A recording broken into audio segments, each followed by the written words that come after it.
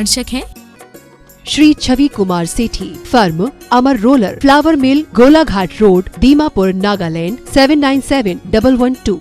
राजवैद्य स्वर्गीय श्री चंद्र कुमार जैन, राजवैद्य स्वर्गीय श्रीमती कुसुम लक्ष्मी जैन की पुण्य स्मृति में पुत्र डॉक्टर पारस कुमार जैन सा परिवार, डॉक्टर शैल कुमार जैन सा परिवार, डॉक्टर अरुण कुमार जैन सा परिवार,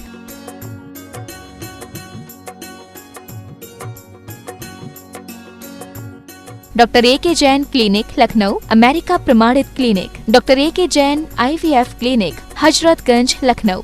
पिताजी माताजी स्वर्गीय नेमी चंद जी एवं स्वर्गीय विमला देवी जी गंगवाल की पुण्य स्मृति में Shri Dilip Kumar, Babita Devi, Gangwal brothers, Gangwal iron and steel private limited, Gangwal traders private limited.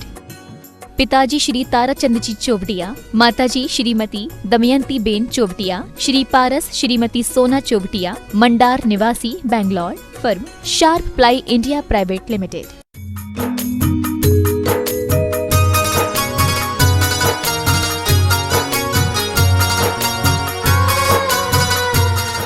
ळवो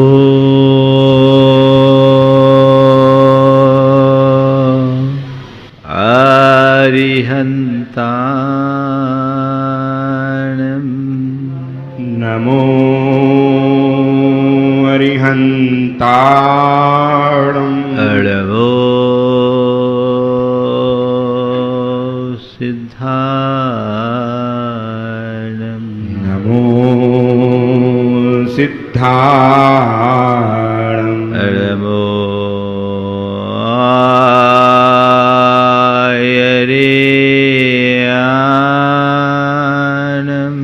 नमो आयर्याणं ळवो उवध्यायाणं नमो वज्झाया ळमो लोये सवशहुनं नमो लोये सव्यसाहुरम् एसो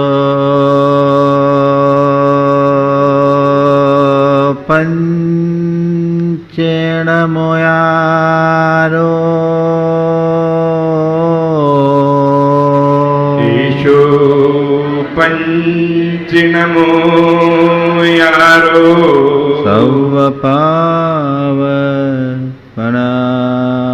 सव्वपावपनाशिनो सव्यपावपनाशिनो मंगलाळं च सव्येसिं मंगलाळं च सव्येसिं पढ़मं होय मंगलम परमं होय मंगलम। जय बोलो देवादिदेव 1008 श्री भगवान महावीर स्वामी की जय जय जय। अहिंसा परमो धर्म की जय जय जय। परम पूज आचार्य गुरुवर श्री विद्यासागर जी महाराज की जय जय जय। परम पूज्य महामना मुनिराज प्रमासागर जी महाराज की, परम पूज्य रसागर जी महाराज की। आज धनतेरस का दिन आप लोग मना रहे हैं।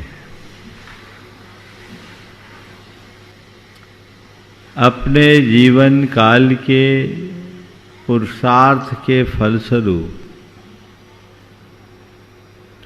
केवल ज्ञानोपरांत भगवान महावीर स्वामी ने हम सबको अपना तत्वोपदेश दिया। लगातार 30 वर्षों तक अपने तत्वोपदेश से हम सबको अभिसिंचित किया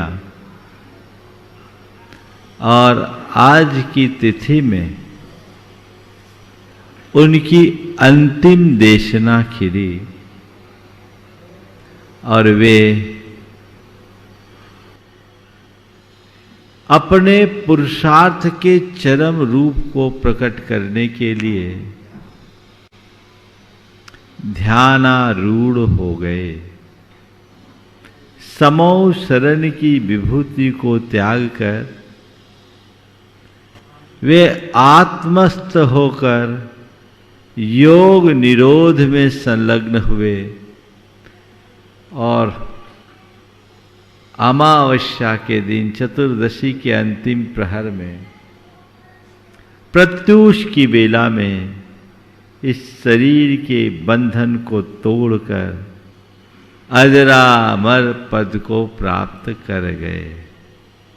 आज भगवान की अंतिम देशना सुनकर सब लोग धन्य धन्य महसूस कर रहे थे, तो वो धनतेरस थी।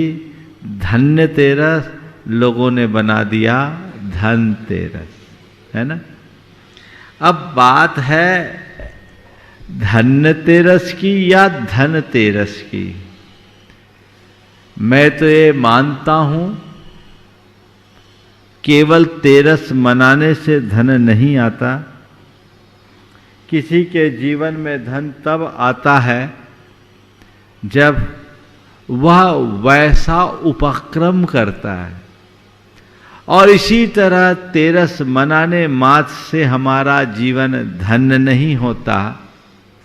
हमारा जीवन धन्य तब होता है जब हम अपने आत्म पुरुषार्थ को जगाकर आत्मा में लीन होते हैं। आज मैं जीवन को धन संपन्न बनाने का भी मंत्र दूंगा और जीवन को धन्य बनाने का भी मंत्र दूंगा। मैं चाहता हूं आपकी धनतेरस भी अच्छी बने और धन्यतेरस भी अच्छी बने। धनतेरस भी अच्छी बन जाए और धन्यतेरस भी बन जाए। एक मिनट, तो मैं धनतेरस और धन्यतेरस दोनों की बात करता हूं। पहले किसकी करूं? धनतेरस की करूं, है ना। तो ये बताओ, तुम लोग धन कमाते हो, जेब भरने से धन तेरस होती है और जेब त्यागने से धन्यतेरस। क्या बोल रहा हूं? जब तुम्हारी जेब भरी रहे तो धनतेरस है, तो धनतेरस मनाओगे तो जेब भरेगी, आत्मा खाली होगी। और धन्यतेरस बनाना है तो जेब ही त्याग दो, आत्मा भर जाएगी। आज भगवान ने क्या किया? जेब त्यागा। उन्होंने सर्वस्व पहले ही त्याग दिया था। राजपाट वैभव सब त्यागा, आत्मस्थ हुए, आत्मा में डूबे। उसके बाद कैवल्य की उपलब्धि होते ही उन्हें समौ शरण की विभूति प्राप्त हुई। कितना बड़ा वैभव है समौ शरण का, आपको पता है ना। अद्भुत। थोड़े दिन बाद गुणायतन में आप उस समौ शरण का साक्षात्कार करोगे। ऐसे अद्भुत वैभव उनको भी सर्वज्ञ लक्ष्मी ज्वलिता में मुक्त है, उसे भी छोड़ करके मुक्त हो गए। जीवन को धन्य बनाने के लिए धन को त्यागना होता है। धन जोड़ने वाले का एक दिन निधन होता है। क्या? धन जोड़ने वाले का एक दिन निधन होता है और धन त्यागने से जीवन धन्य बन जाता है।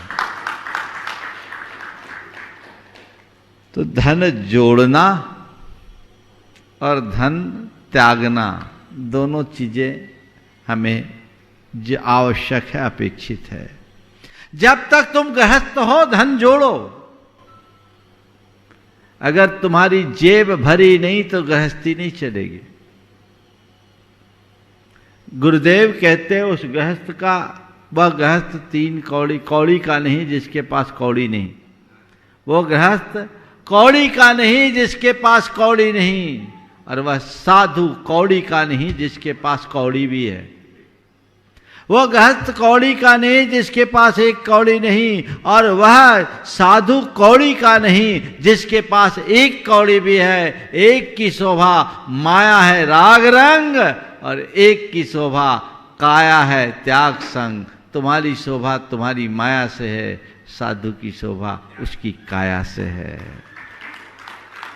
तुम्हारी गृहस्थी की गाड़ी चलेगी जब तुम्हारी दोनों जेबें भरी रहेगी, है ना। जेब भरो तो धनतेरस है, ठीक है, पर भाई केवल धनतेरस मनाने से तुम्हारे घर में धन नहीं बढ़ने वाला। धन कैसे बढ़ेगा? तेरस मना लो, पूजा पाठ कर लो, नहीं। आप लोग धन कमाते हो, कैसे कमाते हो? बोलो, कैसे कमाते हो धन? अपने आप आ जाता है? क्या करते? परिश्रम करना पड़ता है, उद्यम करना पड़ता है, पसीना बहाना पड़ता है, पुरुषार्थ करना पड़ता है ना। तो धन कमाने के लिए भी तुम्हें पुरुषार्थी बनना है। आप पुरुषार्थ करो, दोहरा पुरुषार्थ। एक पुरुषार्थ है मशक्कत का,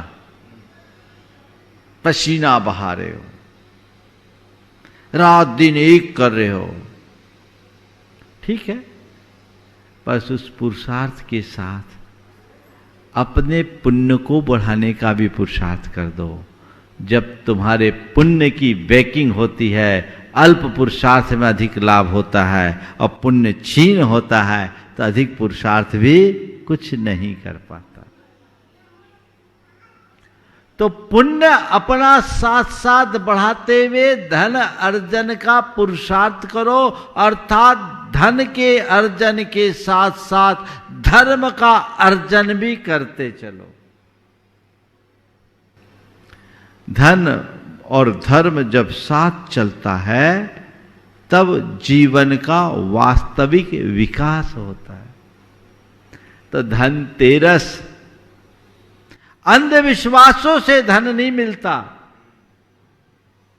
मन्नत मनौतियां मानने से धन नहीं मिलता। धन मिलता है सही नीति, सही रीति से काम करने से, अपने कौशल की अभिव्यक्ति से, अपनी निपुणता और कुशलता मूलक पुरुषार्थ से,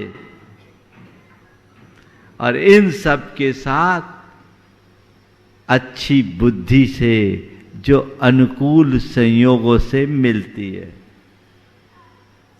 इनको बढ़ाने का पुरुषार्थ कैसे करोगे? एक पेड़ को बढ़ाना है तो क्या करना है? पेड़ को बढ़ाने के लिए क्या करना है? रबर तो है नहीं कि खींच के लंबा कर दो। क्या करना? जड़ को सींचो, अपने पुरुषार्थ को प्रखरतर बनाओ, उद्यमशील बनो, उत्साहित होकर कार्य करो। जीवन धन्य धन्य होगा। तो धन के लिए पुरुषार्थ, और जीवन को धन्य बनाने के लिए भी पुरुषार्थ। पर उन लोगों को जो धन कमाने में ही अपने आप को धन्य समझते हैं, उनके लिए क्या कहे? संत कहते हैं धन कमाने में ही अपने आप को धन्य मत समझो, धन का सदव्यय करके जीवन को धन्य बनाने का उत्साह रखो, और उसके लिए सतत उद्यम और पुरुषार्थ अपना जारी रखे। वो कभी मंद नहीं होना चाहिए। आज का विषय वही है, पुरुषार्थ। भगवान ने अपना आत्मिक पुरुषार्थ किया, आध्यात्मिक पुरुषार्थ किया, आज वे हम सबके परम आराध्य हो गए। उनने अपने जीवन को धन्य बना लिया और उनने क्या बनाया, उनकी शरण में आने वालों का जीवन धन्य हो गया। हमें अब चाहिए कि हम भी अपने जीवन के मर्म को जाने और जीवन को धन्य बनाने का उद्यम करें। धन कमाने का उद्यम तो तुम सतत करते हो, उसके लिए भी पुरुषार्थ करते हो, लेकिन जीवन को धन्य बनाने का उद्यम जिस दिन होगा उस दिन कृत हो जाओगे। चलिए, हर क्षेत्र में मनुष्य को उद्यमशील होना चाहिए। और आज का पहला सूत्र है, यह काम अशक्य है, ऐसा कहकर किसी भी काम से पीछे न हटो। कारण पुरुषार्थ अर्थात उद्योग प्रत्येक काम में सिद्धि देने की शक्ति रखता है। किसी भी क्षेत्र में सफल होना चाहते हो, आगे बढ़ना चाहते हो, पुरुषार्थी बनो, उत्साहित होकर काम करो। ये काम नहीं होगा ये मत सोचो। दो तरह के लोग संपर्क में आते हैं। कुछ लोग ऐसे हैं जिनके सामने कोई भी काम हो, वो पहला सवाल कैसे होगा, कैसे होगा। और कुछ लोग ऐसे हैं जिनके सामने बड़ा से बड़ा काम होता है, वो सोचते हैं कैसे करना है। अपने मन से पूछो, तुम्हारे सामने जब कोई प्रॉब्लम आकर खड़ी होती है, मन में चिंता, उद्वेग या घबराहट होती है, या तुम अपने कुशलता से उससे निपटने का रास्ता खोजते हो धैर्य और संयम के साथ। कैसे होगा या कैसे करना है? कैसे होगा, जब तक तुम्हारे सामने ये सवाल होगा, छोटा सा भी काम करने में सफल नहीं होगे। और कैसे करना ये ख्याल होगा तो बड़ा सा बड़ा काम भी तुमसे सहज हो जाएगा। समझ गए? तो किसी काम को असंभव मत समझो। करना है तो करना है, ठान लो, करके ही दम लेंगे। तब तुम उपलब्धियों के मुकाम पर पहुंच पाओगे, अन्यथा पीछे ही रह जाओगे। लोक हो या लोकोत्तर, हम मुनियों के लिए कहा गया कि तू मार्ग में निकल पड़ा है तो पीछे मत हटना। जितनी भी चैलेंज है, चुनौतियां, उनका सामना करना। यह मुनि मार्ग कोई साधारण मार्ग नहीं है। सामने उपस्थित होने वाली चुनौतियों से घबराओगे तो वहीं अटक जाओगे। और उसके लिए एक सूत्र दिया, मार्गाच्चवन निर्जरार्थम परिशोढव्या परिसहा। अपने मार्ग से च्युत न होने के लिए और निर्जरा करते रहने के लिए जो सहन करने योग्य है वो परिसह यानी सहना। ये चुनौतियां हैं, आने दो। सामने से आने वाली चुनौतियों को चुनौतियों के रूप में स्वीकार करो और अपने अंदर के उत्साह और पराक्रम से उसे उपलब्धियों में बदल डालो। जब तक चुनौतियां नहीं तब तक उपलब्धियां भी नहीं। समझ गए? तो जितने भी सफलतम लोग हैं ना, उनके चरित्र को पलटकर आप देखोगे तो पाओगे वे ही लोग हैं जिनने अपने जीवन में आने वाले बड़े बड़े चैलेंजेस को एक्सेप्ट किया है, चुनौतियों को स्वीकारा है, और अपनी कुशलता के बल पर उन्हें उपलब्धियों में बदला है। एक उद्यमशील पुरुषार्थी के मन में प्रगाढ़ आत्मविश्वास होता है, या यूं कहूं जिसका आत्मविश्वास प्रगाढ़ होता है वही सही उद्यम और पुरुषार्थ कर पाता है। आत्मविश्वास कमजोर होगा कुछ नहीं होगा। मैं कर लूंगा, ये मुझे करना है, तो करना है। बहुत सारे लोग हैं, मुझे ये करना, मुझे वो करना, फैसला तो कर लेते हैं, लेकिन उसके बाद आगे कुछ नहीं कर पाते। अपने जीवन को सफल बनाने के लिए आज आपको मैं 4D बताता हूं। क्या? 4D, जिस पर विचार करना है। सबसे पहले है डिजायर, फिर है डिसीजन, फिर है डिटर्मिनेशन और डिवोशन। डिजायर, डिसीजन, डिटर्मिनेशन और डिवोशन। तुम लोगों के मन में इच्छाएं तो खूब होती, कितनी सारी डिजायर्स होती, ये कर लूं, वो कर लूं, है ना? है ना? सब लोग सोचते ही रहते हैं, मैं ये करूं, मैं वो करूं, अच्छे से अच्छा करूं। सोचते हो कि नहीं? अब आ रही है दिवाली, सब लोग प्लानिंग कर रहे होंगे कि अब की दिवाली से मुझे ये करना है। तो यही प्लानिंग पिछली दिवाली में भी था, और वही प्लानिंग उसके पिछली दिवाली में थी, और ऐसी कई दिवालियां निकल गई, दिवाला पिटा हुआ। क्या हो गया? क्या हो गया? केवल तुमने अपने मन में इच्छाएं तो जगाई, पर तुम्हारी डिजायर डिसीजन में बदल नहीं पाई। अपने डिजायर्स को डिसीजन में बदलो, इच्छा और भावना को निर्णय में परिवर्तित करो। मेरी जो इच्छा है वो मुझे करना है। लेते हो निर्णय? अपने मन की इच्छाओं का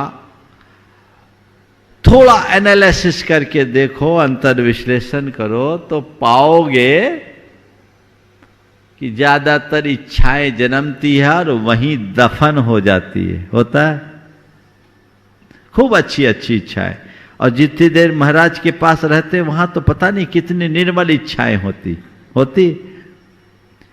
पर वो वही खत्म।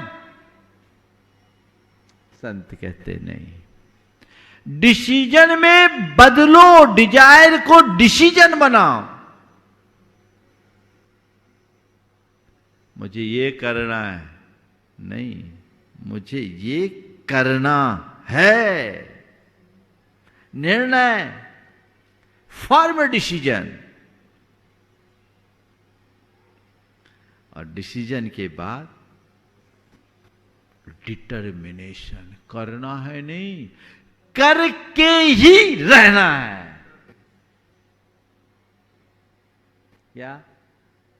डिटर्मिनेशन, पूरी तरह से एकदम डिटरमाइंड हो जाए कि ये करना है तो करना ही है।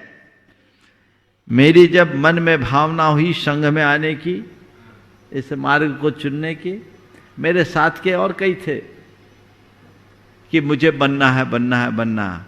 वो बाहर से मुझसे ज्यादा त्यागी दिख रहे थे, आज वो बाल बच्चे पाल रहे बाल बच्चे पाल रहे, वही रह गए। उनकी भावना तक सीमित रही, मेरी भावना निर्णय में परिवर्तित हो गई, और मैंने अपने निर्णय को अपने संकल्प से बांधकर गुरु चरणों में समर्पित कर दिया। आज यहां हो गया।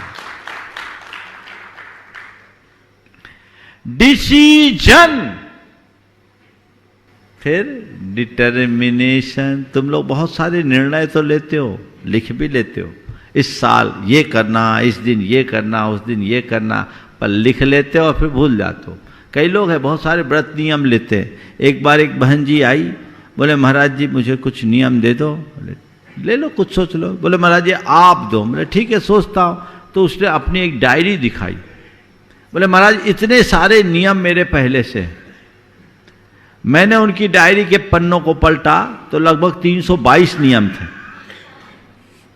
322 नियम। मैंने उनसे कहा बहन जी एक काम करो, रोज इन 322 नियमों को देखने का नियम ले लो। नियम तो ले लिए, तो मैं यही पता नहीं मेरा क्या नियम है, मेरा क्या संकल्प है, तो क्या आगे बढ़ पाओगे? है ना? ये भी ले लो, ये भी ले लो, ये भी ले लो। लो, अच्छी सी बात है, अधिक से अधिक लो, लेकिन जो लो उस पर दृढ़ रहो, पक्के रहो, मजबूती के साथ आगे बढ़ो। डिटरमिनेशन। हम लोग अपने मार्ग में हैं, इतने वर्ष हो गए, तो भी कभी ऐसा नहीं सोचता, मन में आता अरे क्या हुआ, न केवल ज्ञान, न ओधि ज्ञान, न मन परे ज्ञान, एक छोटी सी रिद्धि भी नहीं, कुछ भी नहीं है, फिर भी इस मार्ग में टिके हैं। क्यों? हम डिटरमाइंड हैं, हमारे अंदर वो डिटरमिनेशन है कि मेरा मार्ग यही है और बहुत दुर्लभता से मिला है, मुझे करना है, तो कर पा रहे, है ना? और फिर करना है नहीं, करना ही है, एकदम डिटरमाइंड। फिर क्या करो? डिवोशन। फिर अपने लक्ष्य के प्रति समर्पित हो जाओ, लक्ष्य बनाओ, पुरुषार्थ जगाओ, समर्पित होकर उसका फल पाओ। तो डिजायर से डिवोशन तक की यात्रा ही हमारे पुरुषार्थ की पूर्णता है। वो घटे तो फिर जीवन का मजा ही कुछ और होगा। हमें कहीं मुड़ना नहीं, कहीं कुछ सोचना नहीं, बस चलना है, चलना है, चलना है और चलते ही जाना है। फिर एक बहुत अच्छी बात कही, किसी काम को अधूरा छोड़ने से सावधान रहो, कारण अधूरा काम करने वालों की जगत में कोई चाह नहीं करता। किसी काम को अधूरा छोड़ने से सावधान रहो, क्योंकि अधूरा काम करने वालों की जगत में कोई चाह नहीं करता, उसको कोई नहीं चाहता। काम करो, कई लोग हैं काम करते फैला लेते, समेटते नहीं, सब पसरा है, वो खुद ही पसरे हैं, क्या पाएंगे? काम जो भी हाथ में लो उसे पूरा करो।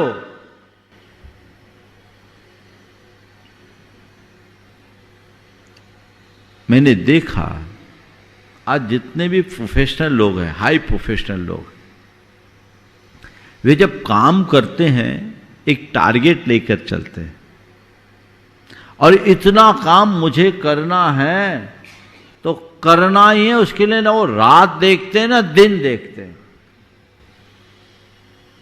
अभी मैंने देखा जब गुणायतन के प्रोजेक्ट से जुड़े हुए लोगों ने काम किया, काम आज भी कर रहे हैं, तो कई बार ऐसा हुआ कि कुछ काम में वो लोग 2-2, 3-3 रात तक लगातार जगह टीम के साथ काम हो रहा है। मैंने कहलवाया, बोले नहीं, इसको करके ही दम लेंगे, बीच में छोड़ेंगे तो क्रिएशन रुक जाएगा। समझते हैं बात को? तो ऐसे ही कोई भी काम करो तो कभी अधूरा मत छोड़ो, फिर कर लेंगे, फिर कर लेंगे, फिर कर लेंगे, चलो आगे देखते, आगे देखते, वो देखते रह जाते, दिखा नहीं पाते। जो टालता है उसको कोई नहीं चाहता, और जो कर डालता है उसको कोई नहीं छोड़ता। टालने की आदत को टालिए, अच्छा काम जो करना है तुरंत कर डालिए। सूत्र लो, टालो मत, कर डालो। क्या? टालो मत, कर डालो। टालोगे तो टालते ही रह जाओगे, और कर डालोगे तभी तुम कुछ कर पाओगे। इसलिए जीवन में कभी भी कोई काम अधूरा मत छोड़ो और अपना पुरुषार्थ करते चलो, करते चलो, करते चलो। क्योंकि यदि तुम्हारा पुरुषार्थ मंद पड़ जाएगा तो जीवन में कभी सफलीभूत नहीं होगे। तो मैंने शुरुआत में कहा था, धन तेरस और धन तेरस दोनों मना लो। धन कमाने के लिए भी पुरुषार्थ और जीवन को धन्य बनाने के लिए भी पुरुषार्थ। बस इतना ध्यान रखना, धन के क्षेत्र में किया गया पुरुषार्थ तुम्हें अल्पकालिक सुख देगा और जीवन को धन्य बनाने में किया गया उद्यम तुम्हारे दीर्घकालिक हितों की रक्षा करेगा। अल्पकालिक सुखों की अपेक्षा दीर्घकालिक हितों को ध्यान दो। केवल धन कमाने के पीछे पागल होने की जगह जीवन को धन्य बनाने का उद्यम करो, जो हमारे जीवन को प्रगतिशील बना सके, जिससे हम अपने जीवन की वास्तविक उन्नति कर सके, अपनी चेतना का सम्यक उत्थान कर सके, वह उद्यम और उपक्रम करो। ये पुरुषार्थ है। कभी मुझे रुकना नहीं, समझ गए? सतत अभ्यास करो। पर ध्यान रखना, पुरुषार्थ केवल पुरुषार्थ पर्याप्त नहीं है, पुरुषार्थ के साथ उसकी दिशा भी जरूरी है। कहीं सघन अंधेरा हो और कोई आदमी उस अंधेरे को भगाने के लिए उस पर लठ चलाए, तो जिंदगी भर लठ चलाते रहे, अंधेरा छटेगा क्या? लठ मारने से अंधेरा नहीं भागता। अंधेरे को भगाने के लिए लठ मारने की जरूरत नहीं है। क्या करने की जरूरत है? दिया जलाने की जरूरत है। एक पल में दिया जलते, एक पल में सदियों का अंधकार दूर हो जाए, है ना? तो पुरुषार्थ से भी ज्यादा महत्वपूर्ण पुरुषार्थ की दिशा है। तुम जो कुछ कर रहे हो, कुछ लोग बड़े हार्ड वर्कर होते हैं। ठीक है, हार्ड वर्क बहुत अच्छी चीज है, करना भी चाहिए, करना ही चाहिए। लेकिन किस क्षेत्र में, किस क्षेत्र में, उसकी दिशा भी तय करो। जो तुम्हारे लौकिक और लोकोत्तर दोनों हितों की पूर्ति करे, उस दिशा में पुरुषार्थ करो। एक बार वैसा पुरुषार्थ जग गया तो जीवन धन्य हो गया, और यदि वैसा नहीं हुआ तो कोई मतलब नहीं, कर रहे सो कर रहे, कर रहे सो कर रहे, बीच बीच में देखते रहो। एक लकड़हारा था, कुछ दिनों से बिल्कुल अभाव का जीवन जी रहा था। एक दिन एक सेठ के पास आया तो सेठ ने कहा, एक काम करो, मेरा ये जंगल है, तुम पेड़ काटो। उसे एक कुल्हाड़ी दे दिया, और तुम जितने पेड़ काटोगे उस हिसाब से हम तुम्हें उतने रुपए देंगे। पहले दिन उसने 8 घंटे में 16 पेड़ काटे, मोटी रकम उसको मिल गई। दूसरे दिन 10 घंटे मेहनत किए और 8 ही पेड़ कटे। दूसरे दिन लगा मामला क्या है, पहले दिन तो मैंने थोड़ी मेहनत की, ज्यादा पेड़ काट लिया। दूसरे दिन ज्यादा मेहनत की और कम पेड़ कटे, और तीसरे दिन तो उसे 12 घंटे में 3 पेड़ ही काट पाया हो। बड़ा चक्कर, क्या बात है, मेरे शरीर का बल कम हो गया क्या, क्यों नहीं कट रहा है पेड़, मैं मेहनत पहले से ज्यादा कर रहा हूं लेकिन फिर भी पेड़ कम कट रहे हैं, पहले 16 फिर 10 8 और अब तो 4 पेड़ ही कट पाए, 3 पेड़ कट पाए, अब क्या है। परेशान हो गया, सेठ से कहा पेड़ नहीं कट रहा है। बोले क्या कर रहा है, कुदाली बदल ली क्या, नहीं कुदाली तो वही थी, उसी कुदाली से काटा, फावड़ा तो वही था, कुल्हाड़ी तो वही थी, कुल्हाड़ी तो वही थी। सेठ ने कहा कुल्हाड़ी ला, कुल्हाड़ी देखा, बोला अरे भाई इससे क्या कटेगा, आज तो तूने 3 काट लिया, कल 1 भी नहीं काट पाए। बोले क्यों, बोले कुल्हाड़ी तो ठीक है पर इसकी धार खो गई, इसमें धार भी तो दे, जितना जरूरी कुल्हाड़ी का प्रहार है उससे कहीं ज्यादा जरूरी उसकी धार है। पहले दिन जो तूने कुल्हाड़ी चढ़ाई उसकी धार तीक्ष्ण थी, कल अल्प समय में अधिक पेड़ काट लिया, धीरे धीरे उसकी धार छीन होते गई, मोथली होते गई, तेरा परिश्रम बढ़ता गया, परिणाम घटता गया। तो बस धार बढ़ाओ, केवल हाथ पांव चलाने से क्या होगा, धार दो, पुरुषार्थ करने के साथ साथ उसमें धार भी होनी चाहिए, तीक्ष्णता उसकी बढ़ेगी। और मैं आप सबसे एक ही बात कहूंगा, अपने जीवन को सफलीभूत करना चाहते हो तो अपने उद्यम और पुरुषार्थ में पुण्य की धार बनाते रखो, वो धार बनी रहेगी, उद्धार होगा, वो तुम्हें संभालेगा। वो प्रयास, वो पुरुषार्थ सतत बनता रहे, ऐसी कोशिश होनी चाहिए। मधु दीपावली आप सब बनाएंगे, कल भी दुनिया भर के लोग बनाएंगे और हमारे लिए इस बार 2 दिन दिवाली मनाने का अवसर मिल रहा है। जैन धर्म के अनुसार भगवान महावीर को कार्तिक कृष्णा चतुर्दशी के अंतिम प्रहर में, रात्रि में, अमावस्या के प्रत्यूष बेला में निर्वाण हुआ और हम लोग उनके निर्वाण दिवस को मनाते हैं।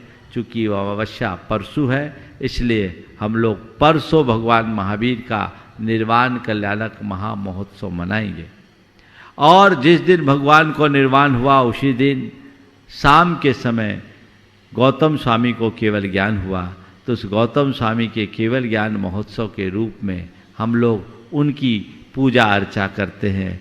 गणेश बोलते हैं गौतम गणधर को, जो गण के नायक और ईश हों, ऐसे गौतम गणेश को केवल ज्ञान रूपी विभूति की प्राप्ति हुई, इसलिए उस विभूति के साथ गणेश और लक्ष्मी, ये है केवल ज्ञान की लक्ष्मी, और गौतम स्वामी गणेश, गणेश को कैवल्य की लक्ष्मी की प्राप्ति हुई, यही लक्ष्मी और गणेश है। इनकी सायंकाल पूजा करो। और रहा सवाल पहले दिन, ये लौकिक है, लोक पर्व है, सब लोग घर में दिया जलाए, तुम दिया जलाओ, मुझे कोई गुरेज नहीं, कोई दिक्कत नहीं, मैं तो चाहता हूं तुम्हारे यहां हर रोज दिवाली हो।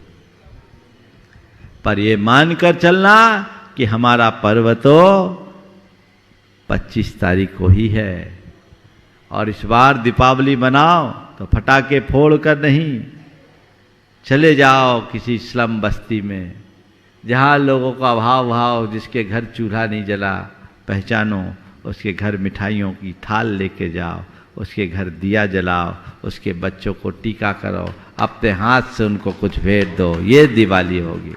आतिशबाजी मत करना, फटाके मत फोड़ना, ये तो अपने पैसों पर आग लगाना जैसा कुकृत्य है। इससे बचकर अपने जीवन को संभाले संवारे। इसी भाव के साथ आज मैं यहीं पर विराम ले रहा हूं। बोलिए परम पूज आचार्य गुरुवर श्री विद्यासागर जी महाराज की। इस कार्यक्रम के पुण्यार्चक थे श्री छवि कुमार सेठी, फर्म अमर रोलर, फ्लावर मिल, गोलाघाट रोड, दीमापुर, नागालैंड 797112। राजवैद्य स्वर्गीय श्री चंद्र कुमार जैन, राजवैद्य स्वर्गीय श्रीमती कुसुम लक्ष्मी जैन की पुण्य स्मृति में पुत्र डॉक्टर पारस कुमार जैन सा परिवार, डॉक्टर शैल कुमार जैन सा परिवार, डॉक्टर अरुण कुमार जैन सा परिवार,